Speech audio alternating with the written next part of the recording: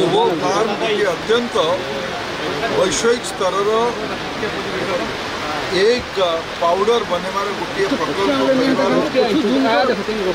करले दुस्साहस करले आत्मविश्वास भरिकी सफलता कर दृढ़ परिकर को देखापी से दृढ़ता को देखापी मत अवसर देले आज उद्घाटन उत्सव अत्यंत रोमांचक थिला। बलांगीर भाया गोटे अंचल गोटे कारखाना जार गोटे ग्लोबल मार्केट अच्छी एठिकार उत्पादित जिनस एक पाउडर भारत में कम बिक्री हम 90-95 भाग जीव विश्व बाजार को 7 दरिया पार हो ये भाया गोटे प्रोडक्टर कल्पना बलांगीर जिले में युव उद्यमी मैंने करले आदरणीय सौमेन्द्र बाबू और समरेन्द्र बाबू करले मुझे बहुत बहुत शुभेच्छा जनाऊँ।